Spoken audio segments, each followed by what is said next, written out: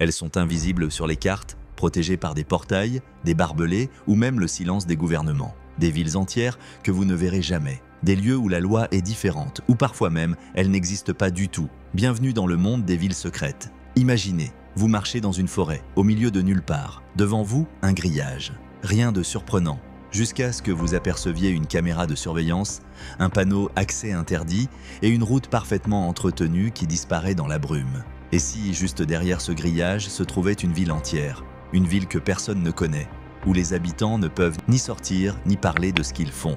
Un monde parallèle, caché au sein d'une autre. Est-ce une fiction?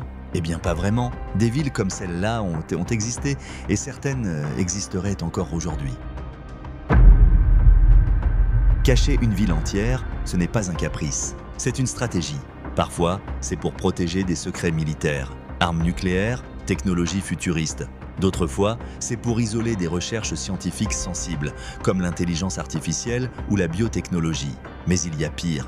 Certaines villes servent de laboratoires humains où l'on teste des drogues, des comportements ou pire, sans que personne ne le sache. Et quand une catastrophe éclate, pollution, radiation, maladie, on efface la ville pour effacer la faute. Derrière chaque ville secrète se cache une vérité qu'on ne veut surtout pas révéler. C'est ce qu'on va voir ensemble dans cette vidéo. Laisse un commentaire en bas de la vidéo, ça aidera au référencement de la chaîne.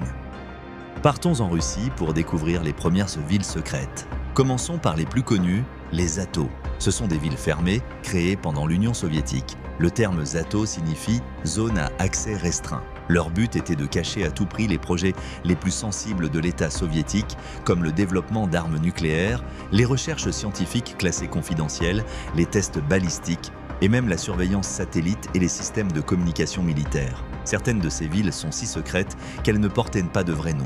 Elles étaient désignées par des codes postaux et des numéros, Tomsk 7, Krasnoyarsk 26, Arzamas 6, des noms qui sonnent comme des adresses de science-fiction. Prenons Arzamas 16 par exemple, c'est l'un des centres névralgiques du programme nucléaire soviétique. C'est là que les scientifiques ont travaillé, dans le plus grand secret, sur la bombe H. Et le plus fou, c'est que les habitants de ces villes, souvent des scientifiques, des ingénieurs, des militaires, n'avaient pas le droit de dire où ils vivaient. Leur courrier passait par des adresses fictives, le téléphone était strictement surveillé, les sorties étaient très limitées. Il fallait une autorisation spéciale pour entrer ou sortir, parce que le régime offrait des avantages énormes pour aider les scientifiques à travailler dans un lieu tellement isolé.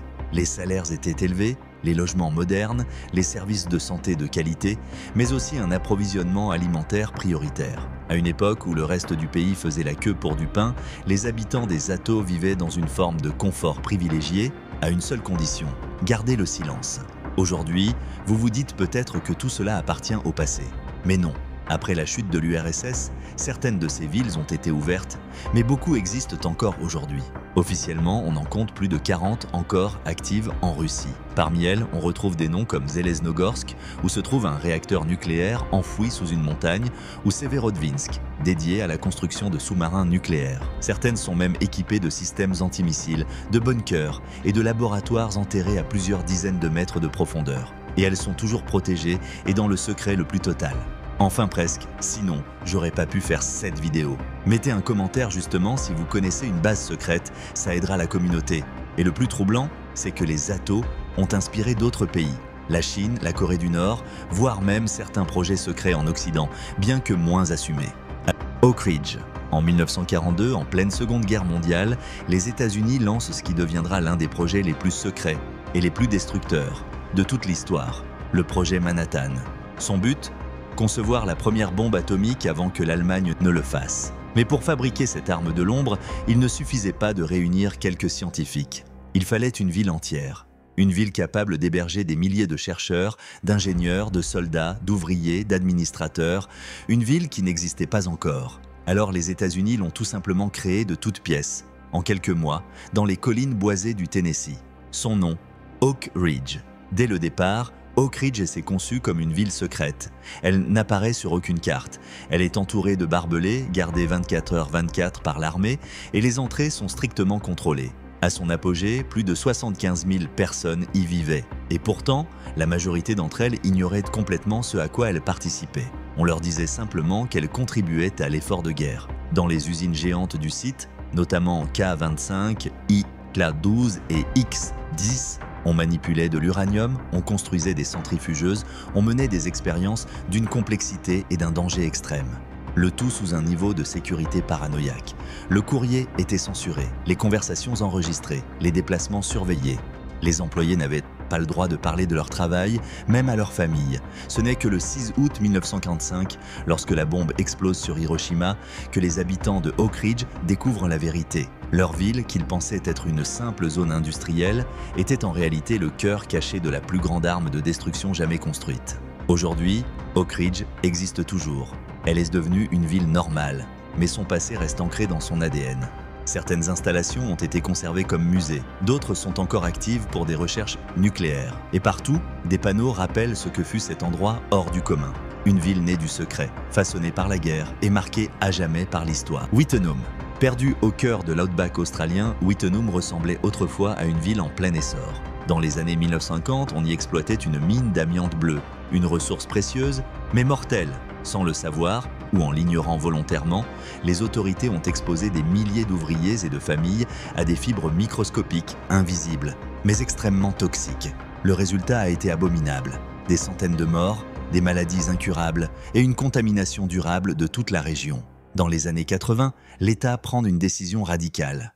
Il raye Wittenham de la carte.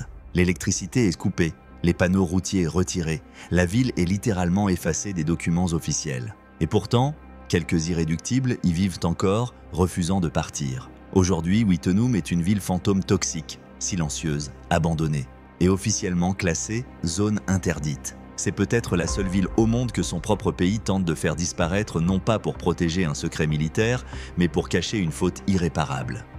En France, on n'a pas de ville secrète à la soviétique, mais on a Météor, un nom discret, presque banal, pour ce qui serait en réalité l'un des lieux les plus secrets de la République. Situé dans une zone rurale du centre de la France, son emplacement exact reste flou volontairement. Météor serait un poste de commandement stratégique, un bunker ultra renforcé, conçu pour permettre à l'État de gouverner en cas de guerre nucléaire, de crise majeure ou d'effondrement total. Peu d'informations ont filtré.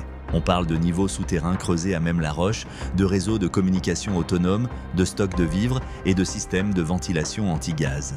Un lieu capable d'abriter pendant des semaines une poignée d'élus, de hauts gradés, de membres du gouvernement pendant que le reste du pays brûle. Officiellement, l'État ne confirme rien. Mais plusieurs anciens militaires et journalistes d'investigation évoquent l'existence de Météor depuis les années 60, modernisé depuis pour résister aux cyberattaques et aux frappes de nouvelles générations. Ce bunker ne figure sur aucune carte. On ne sait pas combien de personnes peuvent y vivre. On ne sait même pas qui aurait le droit d'y entrer. La base de Dulce, nichée dans les paysages désertiques du Nouveau-Mexique, près de la petite ville de Dulce, se cacherait l'une des installations les plus controversées et les plus mystérieuses des États-Unis, la base souterraine de Dulce. Officiellement, il n'y a rien là-bas, juste un coin reculé, paisible, sans le moindre intérêt stratégique. Mais pour certains chercheurs indépendants, anciens agents ou amateurs de théorie du complot, la vérité est tout autre. Sous les montagnes se trouverait un complexe militaire immense, creusé sur plusieurs niveaux, totalement invisible depuis la surface. Et ce n'est pas tout. Selon les rumeurs les plus folles, Dulce ne serait pas seulement une base secrète, ce serait un lieu de coopération entre humains et extraterrestres. Des témoignages évoquent des laboratoires de génétique, où seraient menées des expériences sur des hybrides humains-aliens, des clonages, voire même des projets de téléportation ou de contrôle mental. Certains parlent de NIV, souterrain dédié à la dissection de créatures non humaines, de prisonniers utilisés comme cobayes ou encore de conflits violents entre militaires américains et entités venues d'ailleurs. Évidemment, aucune preuve officielle, aucune confirmation gouvernementale, mais l'histoire est portée depuis les années 70 par des figures comme Paul Bennewitz, un ingénieur convaincu d'avoir intercepté des signaux venus de la base avant de sombrer dans la paranoïa et la dépression. Alors, simple légende urbaine, expérience psychologique de désinformation ou véritable centre d'expérimentation interdite, bien réel mais soigneusement dissimulé. Ce qui est sûr, c'est que quelque chose entoure Dulce. Quelque chose que les autorités ne veulent pas qu'on découvre. Et parfois, l'absence totale de preuves est ce qui rend un lieu encore plus troublant.